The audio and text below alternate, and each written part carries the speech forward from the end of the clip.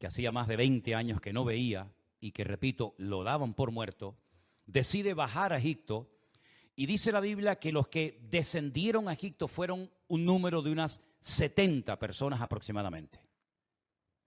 Se afincan, se arraigan en Egipto, reciben una tierra maravillosa donde pueden cosechar, pueden plantar, pueden criar a sus hijos, sus familias, sus animales. Y pasaron 400 años desde que descienden a Egipto estas 70 personas hasta que son liberados a través de Moisés de la esclavitud en Egipto. Es una historia muy interesante. Podríamos estar hablando horas y horas y días y semanas enteras acerca de qué pasó en esos 400 años, cómo lograron salir de Egipto, etcétera, etcétera. Pero el apóstol Pablo, que era un gran conocedor de estas historias y de otras tantas del Antiguo Testamento, en el capítulo 10 de la carta que le escribe a los Corintios, él hace como un pequeño resumen de algunas, no todas, de algunas cosas que ocurrieron cuando salieron de Egipto y se encontraban en el desierto antes de entrar a la tierra prometida. En el capítulo 10 de Primera de Corintios, la palabra de Dios en el verso 1 dice así: porque no quiero, hermanos, que ignoréis que nuestros padres todos estuvieron bajo la nube y todos pasaron el mar. Y todos en Moisés fueron bautizados en la nube y en el mar. Y todos comieron el mismo alimento espiritual. Y todos bebieron la misma bebida espiritual, porque bebían la roca espiritual que los seguía, y la roca era Cristo.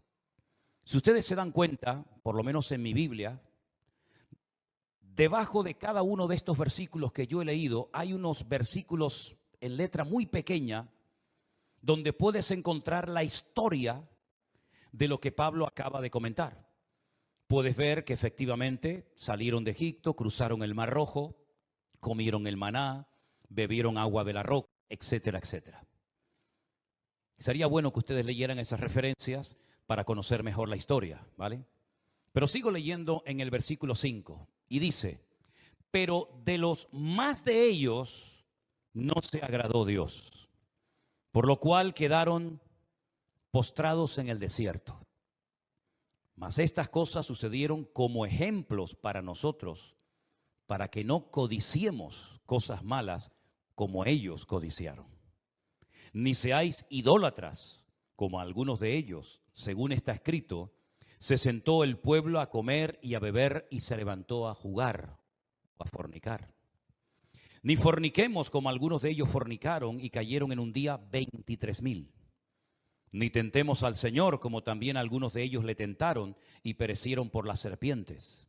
Ni murmuréis, como algunos de ellos murmuraron y perecieron por el destructor.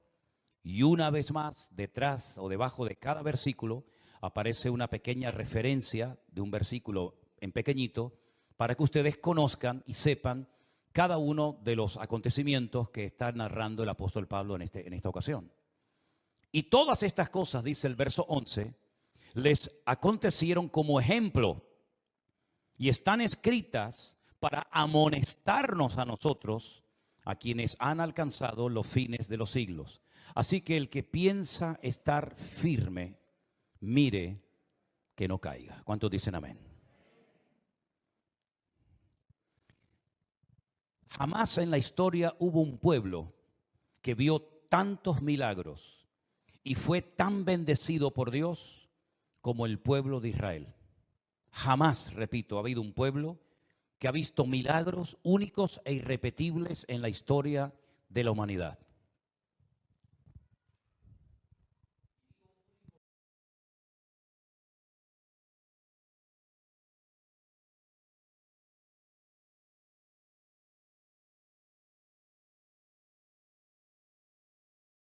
Volvió a ser a favor de nadie. Nunca Dios sacó a un pueblo, a una nación entera de la esclavitud para llevarlos a un país y dárselo como regalo. Jamás.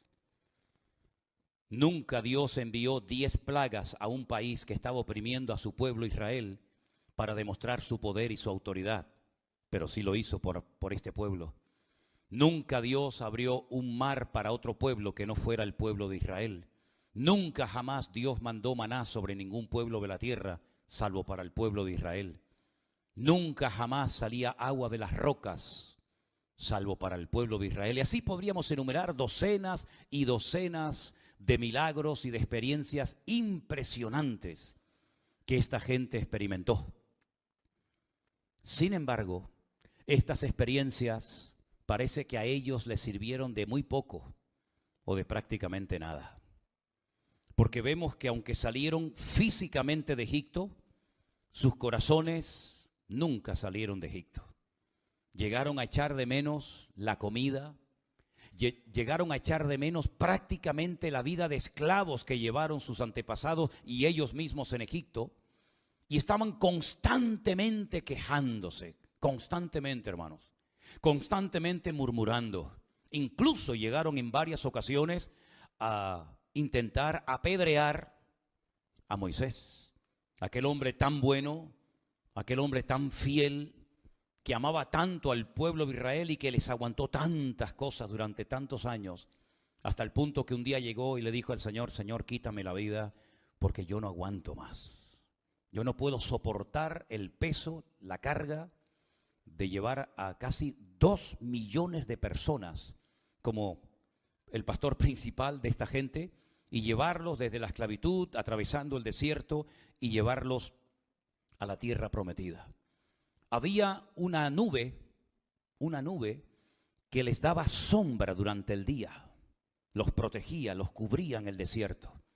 Y no solamente era como una especie de paraguas gigante que daba sombra al pueblo de Israel, sino que además esa nube se movía. Y dice que cuando la nube se movía, ellos lo único que tenían que hacer era seguir detrás de esa nube para saber a dónde tenían que dirigirse. Y cuando esa nube se paraba, se detenía, ellos entendían que era el momento de hacer un alto en el camino y acampar por un par de días, meses o más tiempo. Y esa nube, que durante el día era como una especie de paraguas gigante que los protegía del calor abrasador del desierto, la Biblia dice que durante la noche había como una especie de columna de fuego que los calentaba, porque por la noche el desierto es muy frío y las temperaturas bajan muchísimo, y esa columna de fuego los calentaba y mantenía a raya a los animales peligrosos del desierto para que estuvieran tranquilos durante la noche. Dice la Biblia que en una ocasión decidieron comer carne. Fíjate tú, carne en medio del desierto. Y Moisés le dice al Señor: ¿de dónde voy a sacar yo carne para dar de comer a 2 millones de personas? Y el Señor le dijo: van a comer carne hasta que les salga por las narices y la aborrezcan. Y la palabra del Señor nos enseña que Dios comenzó a traer un viento y comenzó a caer miles, por no decir millones, de codornices en el desierto. Y no tenía ni que agacharse a cogerlas, porque dice que era tal la altura de estas aves que con extender la mano las cogían y entonces comieron y se saciaron todos. Durante 40 años, todas las mañanas, de lunes a viernes, caía como una especie, como esos algodones que venden en las ferias, ¿no? Esos algodones, ¿verdad? Dulces que todos conocemos. Y ese era un pan, era una especie de alimento que simplemente si hubieran comido eso durante 40 años no necesitaban comer ninguna otra cosa. Porque ese alimento, cuando lo ingerían, sabía al alimento que ellos querían comer en ese momento. Y también se quejaron de comer todos los días el maná. Imagínate lo que es conseguir agua para tantos miles y miles de personas y de animales en el desierto. Pues la Biblia dice que en varias ocasiones de algunas rocas salía agua para que pudieran beber. Bueno, pues con todas y cada una de estas experiencias dice que no agradaron a Dios, ni Dios se agradó de ellos. Y esto me hace pensar en la cantidad de experiencias que una persona puede tener, pero que no cambian su corazón. Porque realmente, como dije, ellos salieron de Egipto, tuvieron experiencias tremendas, vieron cosas que tú y yo jamás veremos. Pero sin embargo, sus corazones no cambiaron y sus mentes seguían siendo mentes de esclavos. Y es que las experiencias por sí mismas no cambian el corazón del ser humano. Si no hay una íntima y una directa y profunda comunión con el Señor, ya puedes tener todas las experiencias que quieras y todo el conocimiento que puedas adquirir. Si tú no tienes una comunión diaria y directa con el Señor, tus experiencias son eso, simplemente experiencias, pero que no te cambian el corazón. ¿Cuántas personas incluso durante el ministerio del Señor Jesucristo fueron sanadas, liberadas de demonios?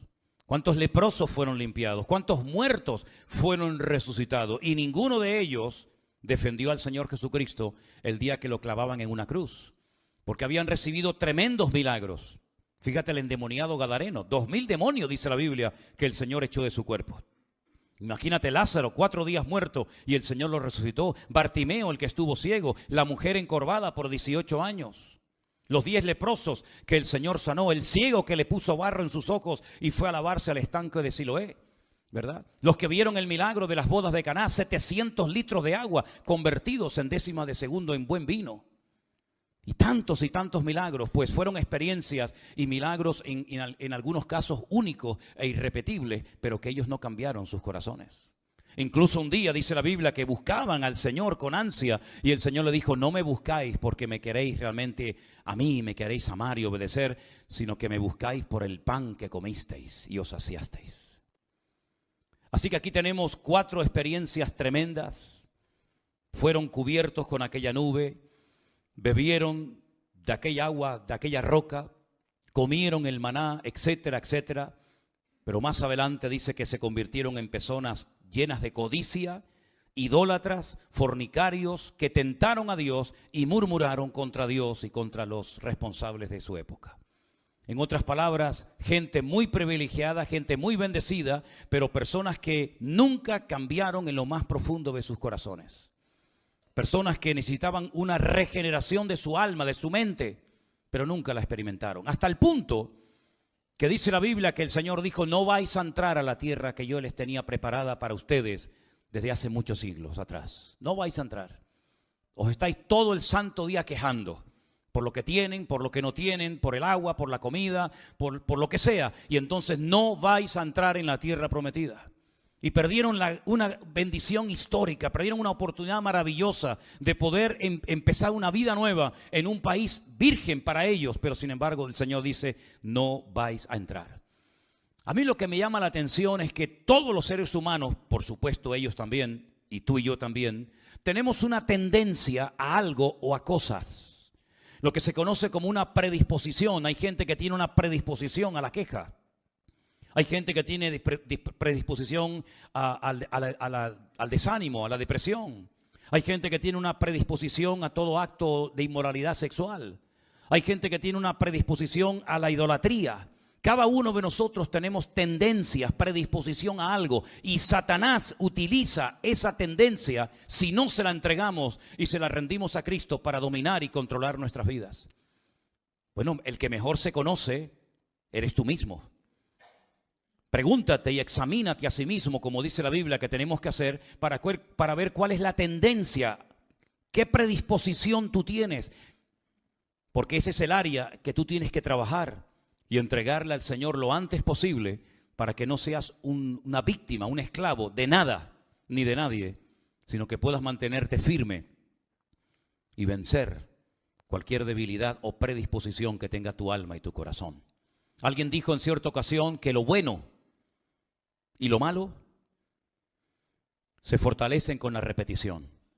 En otras palabras, cuanto más repitas un acto, cuanto más repitas una acción, más se va a arraigar a tu personalidad, más se va a arraigar a tu forma de ser.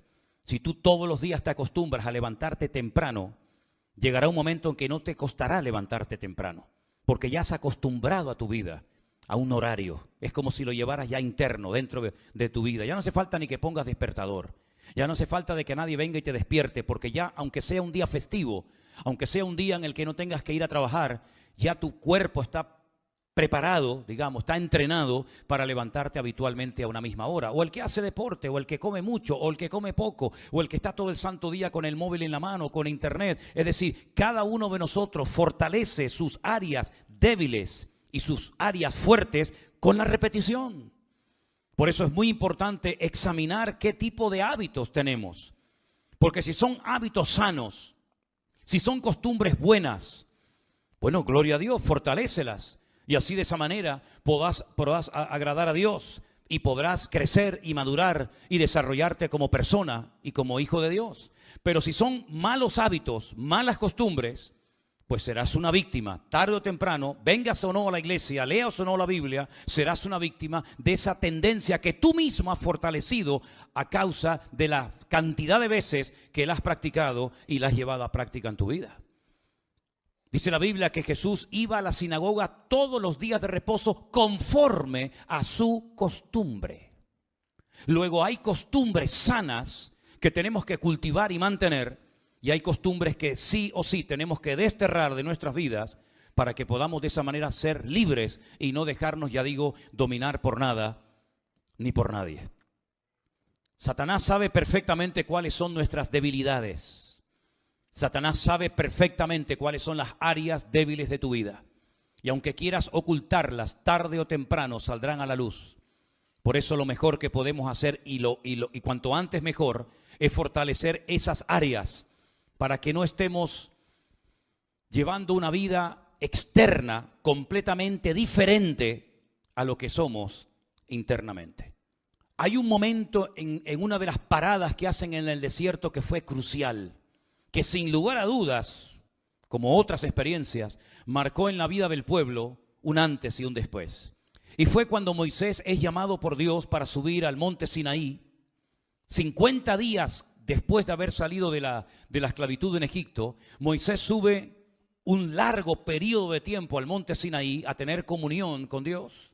Y es allí donde él recibió, como saben ustedes, la ley, los 10 mandamientos, etcétera, etcétera. El pueblo, dice la Biblia, que al ver que Moisés tardaba, pasó un día, 2, 3, 20, 30, 40 días, pensando que algo malo le había pasado a Moisés.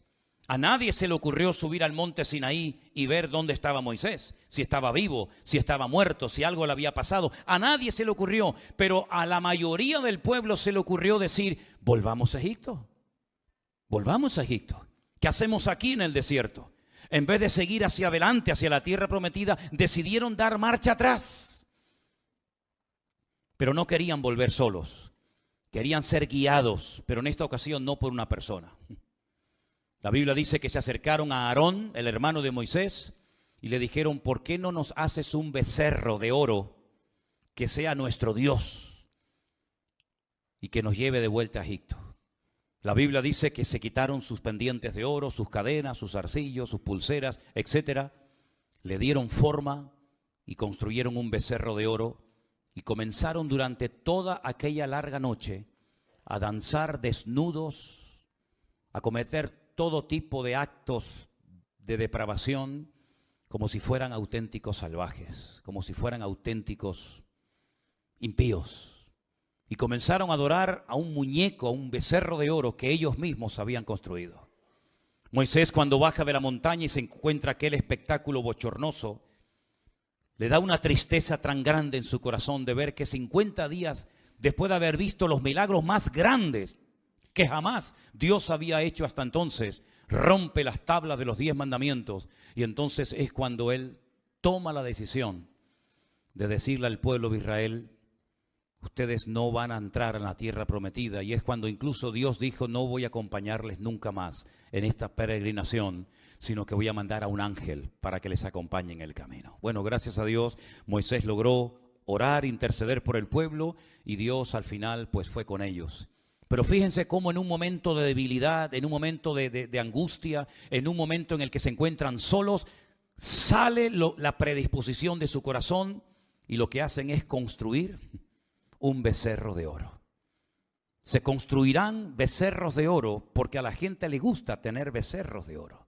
Y cuando hablo de becerros de oro, me refiero a ídolos, a cosas que a la gente en lo más profundo de su corazón les gusta tener, y terminan casi adorándolos. Hay gente que adoran las cosas que tienen. Hay gentes que adoran su coche, su casa, su ropa, su teléfono. Incluso la peor idolatría de todos es la egolatría, que es el adorarse a uno mismo. Cuando la Biblia dice: al Señor tu Dios adorarás y a Él solo servirás. ¿Cuántos dicen amén? Veo que podemos tener muchas experiencias y podemos estar mucho tiempo aprendiendo y escuchando la palabra, pero eso no es garantía ni es seguridad en principio de nada. Porque en el momento en el que se quedaron solos, salió a la luz la tendencia, la predisposición de su corazón, que era nada más y nada menos que ser idólatras. La Biblia dice que en cierta ocasión incluso serpientes venenosas que estaban en el desierto pero que no afectaban a los hijos de Israel, salieron debajo de la arena y comenzaron a picar, comenzaron a morder a la gente, y miles de ellos murieron a causa de la murmuración. Es decir, nosotros somos los responsables de poder evitar ciertas y determinadas cosas que nos podrían hacer mucho daño espiritualmente hablando. Nuestra forma de hablar abre o cierra la bendición de Dios. Nuestra forma de comportarnos, nuestra actitud ante la vida.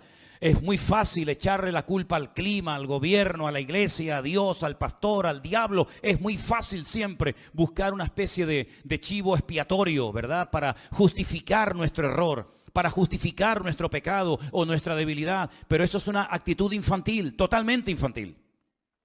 Nuestra responsabilidad es decir, como aquellos grandes hombres de la Biblia, como por ejemplo Isaías, que dijo: ¡ay de mí!, ¿verdad? O como decía Pablo: miserable de mí. En otras palabras, nunca le echaban la culpa a los demás de sus debilidades, de sus pecados, sino que ellos se daban cuenta de que ellos tenían que luchar cada día contra sus pasiones y contra sus debilidades. Santiago, cuando habla de, por ejemplo, el profeta Elías, un tremendo hombre de Dios, dice que Elías era un hombre sujeto a pasiones semejantes a las nuestras. En otras palabras, ellos también tenían sus luchas personales. Ellos también tenían sus debilidades.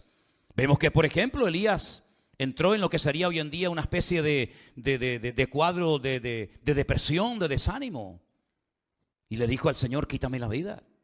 Un hombre que recién acababa de ver cómo caía fuego de la presencia de Dios, pero sin embargo entró en una depresión tan profunda que se encerró, se metió dentro de una cueva y no quería seguir predicando, no quería seguir sirviendo a Dios. Pero es que lo mismo le pasó a Jeremías. Jeremías dijo: no voy a hablar más, no voy a predicar más. Encontramos a Juan el Bautista, que Jesús dijo acerca de él, que de los nacidos de mujer nunca hubo un hombre más grande que él. Pues él llegó incluso a dudar de si Cristo era o no era el verdadero Mesías. Cuando envía a 2 de sus últimos y más fieles discípulos y les dice: id y preguntarle si él es el que había de venir o esperaremos a otro. Vemos cómo Pedro negó a Jesús. Vemos cómo Tomás dudó de la resurrección del Maestro. Y podemos ir por todo lo largo y ancho de la Biblia y vemos que no hay nadie que se escape. No hay nadie que pueda decir: este hombre era perfecto, nunca pecó, nunca hizo nada. Todos tenían tendencia a algo o a alguien. Miren, por ejemplo, las debilidades de David. Sí, un tremendo varón de Dios, pero con unas debilidades tremendas. Miren, por ejemplo, las debilidades de Salomón. Un hombre con una sabiduría espectacular, escribió miles de canciones, escribió libros enteros de la Biblia, pero sus debilidades le pasaron una factura muy elevada. Vean las debilidades de Sansón, un hombre con una fuerza, con una unción de Dios tremenda, pero tenía sus tremendas debilidades, que por cierto, al no entregarlas al Señor, terminaron derrotando y destruyendo su vida. Y así podríamos hacer un análisis del pueblo de Israel, de los hombres de Dios, tanto del Antiguo como del Nuevo Testamento, y llegamos a la conclusión de que todos nosotros necesitamos vivir lo más cerca del corazón de Dios posible, y más en esta hora de la historia. Amén, hermanos. ¿Cómo es posible que fueran gente codiciosa, que fueran gente idólatra, fornicarios, murmuradores, después de haber visto semejantes experiencias, después de haber vivido semejantes milagros? Pues esa era la cruda realidad, hermanos. Habían pasado el Mar Rojo, pero sus corazones no habían cambiado. Habían comido del maná, habían bebido del agua de la roca, pero sin embargo seguían siendo esclavos espiritualmente hablando. Y el apóstol Pablo dice que todo esto que él está contando aquí, todo esto que él está relatando en el versículo 6, dice: todo esto sucedió como ejemplo para nosotros. Saben que en la Biblia hay 2 tipos de ejemplos: ejemplos a imitar y ejemplos a no imitar. Ejemplos buenos y ejemplos malos. Nuevamente vuelve a utilizar la misma expresión en el verso número 11. Y todas estas cosas les acontecieron como ejemplos y están escritas para amonestarnos a nosotros, quienes hemos alcanzado los fines del siglo. Ahora, si a alguien aquí se le ocurre pensar o decir, bueno, esto fue a ellos, esto fue a esa gente, esos pecados terribles que cometieron, bueno, ellos eran así, eran gente, digamos, murmuradora, gente que estaba todo el santo día quejándose, pero a mí no me va a pasar nada de esto. ¿No? ¿Seguro? Pues dice la Biblia en el verso 17, el que piensa estar firme, mire que no caiga. Si tú piensas estar firme y te crees más sabio y más fuerte que todos, ten cuidado porque, como dice el refrán, dime de qué presumes y te diré de qué careces. Por lo tanto, no podemos vivir de glorias pasadas, ni de deseos de hacer las cosas bien, decentemente y con orden, sino de realidades. ¿Y cuál es la realidad de tu vida en este momento, hermana? ¿Cuál es tu realidad en este momento, mi querido amigo? Y no vale eso de decir, bueno, yo soy cristiano, evangélico, católico, eso no, yo no te estoy preguntando eso. No vale eso de decir, bueno, pero yo ya he aprendido mucho en la vida y como he sufrido tanto y he pasado momentos tan duros, pues no voy a volver a repetir la historia. ¿Seguro? Yo he dicho en muchas ocasiones que gracias a Dios que nosotros no vivimos en los tiempos de la Biblia. ¿Saben por qué digo esto? Porque nosotros encontramos los pecados de David, encontramos los pecados, por ejemplo, de Pedro y de otros personajes de la Biblia. Pero si nosotros hubiéramos vivido en el tiempo de la Biblia, ¿tú crees que tu nombre no hubiera aparecido?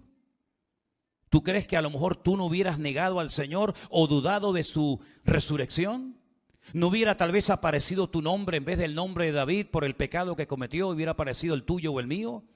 ¿Crees que nosotros lo hubiéramos hecho mejor que David, José, Daniel, Abraham, Moisés, Salomón, Pablo, Pedro, Santiago, Tomás, Judas? ¿Crees que nosotros hubiéramos vivido un cristianismo más profundo que el que ellos vivieron en aquel tiempo? Lo dudo muchísimo. Porque muchas veces en nuestra vida hay, digamos, genuinos deseos de hacer las cosas bien, pero a veces la realidad es completamente diferente. Y me voy a remitir a un ejemplo. Yo me acuerdo, y es una fecha que tengo, como he dicho muchas veces, grabada a fuego en mi corazón y nunca jamás la podré olvidar. Y es el mes de marzo del 2020, cuando se tuvo que cerrar la iglesia y no podíamos reunirnos aquí, como por ejemplo lo estamos haciendo en esta tarde, que teníamos que retransmitir los cultos a puerta cerrada y no había nadie a quien predicarle, pero igualmente hacíamos las reuniones y predicábamos y cantábamos y hacíamos pues lo mejor que podíamos. Yo me acuerdo que en aquel grupo de chat, ¿se acuerda de WhatsApp, el chat aquel que teníamos, donde estábamos toda la mañana con concursos bíblicos y con preguntas y con respuestas y a veces también hacían obras de teatro y aquel famoso eslogan de prohibido quejarse, etcétera, etcétera, y cuando nos aprendimos el Salmo 91 de memoria, ¿verdad? ¿Se acuerdan? Yo me acuerdo cuando por fin, después de mucho tiempo, se pudo comenzar a permitirle a la gente venir a la iglesia, que no podía venir todo el mundo, que teníamos que guardar unas separaciones tremendas entre silla y silla, y se publicaban en ese grupo de WhatsApp que tenemos en la iglesia las listas de los que podían venir al culto y de los que no podían venir al culto. Y algunos se enfadaban y algunos decían, ¿por qué no me han apuntado a mí? Yo quería ir al culto este domingo, sí, pero resulta que este domingo le toca venir a esta familia y no a esta o a este hermano y a la otra hermana sí o no. Incluso me acuerdo que algunos dijeron, porque a mí, gracias a Dios, de momento la memoria no me ha fallado.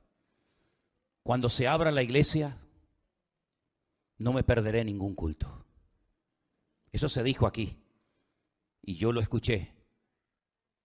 No me perderé ningún culto. Incluso vi gente que cuando por fin podíamos reunirnos casi todos, algunos lloraban de la emoción después de meses de no haber podido congregarnos y de vernos. Y resulta que aquellos que decían que no se iban a perder ningún culto, al final fueron los que más cultos se han perdido.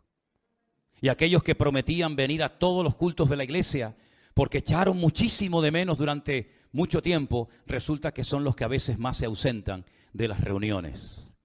¿Te das cuenta cómo es el corazón del ser humano? El que piense estar firme, mire que no caiga.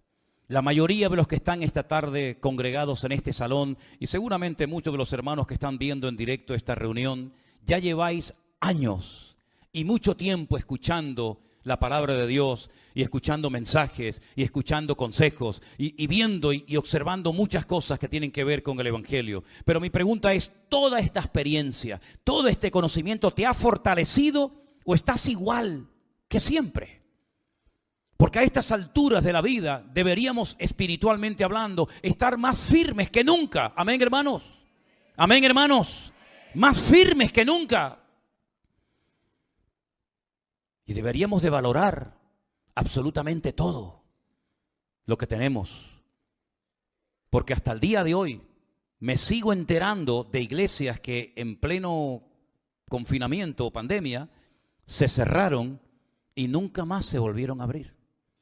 Es increíble, ¿verdad? La cantidad, no fue nuestro caso, gracias al Señor, pero les puedo decir que como pastor me he informado y me han dicho que muchas iglesias que funcionaron durante años, incluso hasta de miles de miembros, se cerraron y nunca más se volvieron a abrir. Y la cantidad de pastores que murieron en aquellos meses, en aquellos años, ni se imaginan ustedes, para que después digan algunos por ahí que todo eso era un cuento y que nadie se moría de COVID, sino que todo eso era un cuento y que era un invento y que si los Illuminati para arriba y los masones para abajo. Sí, mientras algunos siguen jugando no sé a qué, al boliche, ¿no?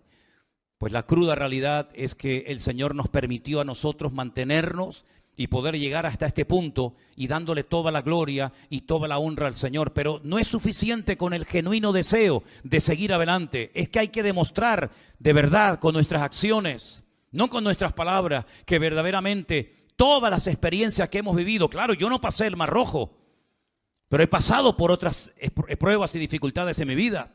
Yo no comí el maná, pero he comido durante años de la palabra de Dios. Yo no bebí agua de esta roca que dice aquí Pablo que estaba en el desierto, pero he bebido de la fuente de agua viva, que es mi Señor Jesús. Y por eso tenemos que guardar nuestros corazones, porque dice la Biblia, sobre toda cosa guardada, guarda tu corazón, porque de él mana, de él fluye la vida. Y por eso es muy importante, yo no sé si os habéis dado cuenta, ya estamos en el mes de junio y empezamos el otro día al año. Y el verano está a la vuelta de la esquina. Y cuando nos demos cuenta, se nos fue el verano, volverá otra vez el otoño, empezará otra vez el invierno, nos prepararemos otra vez para las celebraciones de fin de año y otro año más que se nos pasó. Y la pregunta es, ¿hemos madurado, hemos crecido, estás más firme que nunca o estás más atontado que nunca, hijo? ¿Estás bien agarrado al Señor o todavía sí, no? Yo créame, todavía como pastor, yo me pregunto con algunos si están o no están. Créame, yo todavía con la edad que tengo y con los años que llevo aquí dentro, me pregunto todavía qué le falta a este hombre, qué le falta a esta mujer vivir o experimentar en su vida para que definitivamente se ponga las pilas. Porque parece que cuando va en serio, ya no va en serio. Parece que cuando está, ya no está. Parece que cuando ya no está, parece que viene. Y yo digo, Dios mío, pero ¿qué más necesitamos ver o experimentar en nuestra vida para decir, voy a por todas en el Señor? Y como dijo Josué, nosotros vamos a servir al Señor.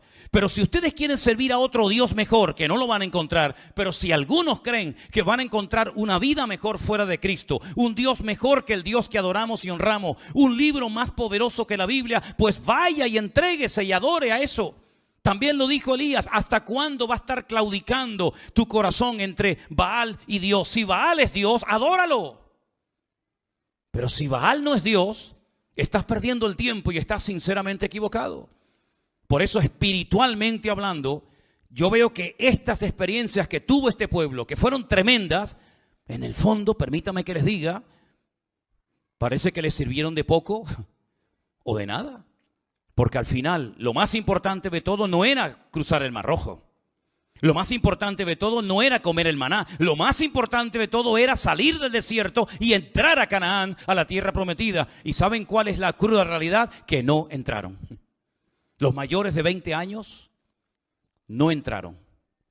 Conocen todos ustedes la historia de cuando Moisés dice, bueno, vamos a mandar a 12 hombres, uno de cada tribu, para que vaya a la tierra prometida antes de tomar posesión de ella y la examine y la recorra y nos traiga un informe y nos diga cómo es el país. No sé para qué tuvieron que hacer eso, porque te guste o no, tenga o no agua o ríos o montañas, la tierra prometida, eso es lo que te tocó y punto. Pero bueno, si quieren ir a recorrer la tierra, venga, adelante. Mandaron a 12 hombres, que no es la palabra espías la que aparece en el texto original, sino es la palabra exploradores. Turistas, vayan a recorrer la tierra. Diríamos hoy en día, saquen un buen reportaje fotográfico, saquen una película, saquen un vídeo e informen después de 40 días al pueblo. Claro, imagínate durante esos 40 días la expectativa, la ilusión, las ganas que tenían aquellos niños, aquellos jóvenes, las familias enteras de esperar que vinieran estos hombres. Bueno, finalmente vienen. Toda la gente sale de sus tiendas de campaña y dicen, a ver, cuéntenos, ¿cómo es el país? 10 de ellos, saben la historia, ¿verdad? Solamente se la recuerdo. 10 de ellos dijeron, la tierra está llena de gigantes, gente de una estatura tremenda. Nosotros parecíamos como langostas en comparación con ellos. La tierra traga a sus moradores. No vamos a poder conquistar la tierra. Es decir, trajeron un mensaje de tal pesimismo que dice la Biblia que toda la noche el pueblo estuvo llorando y quejándose y lamentándose y dijeron, matemos a pedradas a Moisés, matemos a este hombre que nos ha traído una tierra para que nos maten, volvamos a Egipto. Y dice que echaron de menos los pepinos, las cebollas, toda la comida de Egipto, tremendo. Solamente 2 dijeron, alto, no es verdad lo que están diciendo. La tierra es verdad, tiene habitantes, tiene murallas, tiene ciudades, pero Dios está con nosotros. Los vamos a comer como si fueran pan. El amparo de ellos se ha desamparado de sus vidas y nuestro Dios nos va a introducir. ¿Es que acaso todas las experiencias que hemos experimentado no nos han capacitado y no nos han demostrado que Dios es poderoso? ¿No era poderoso el faraón? ¿Dónde está el faraón? No está, ya desapareció. No era poderoso Egipto con toda su opresión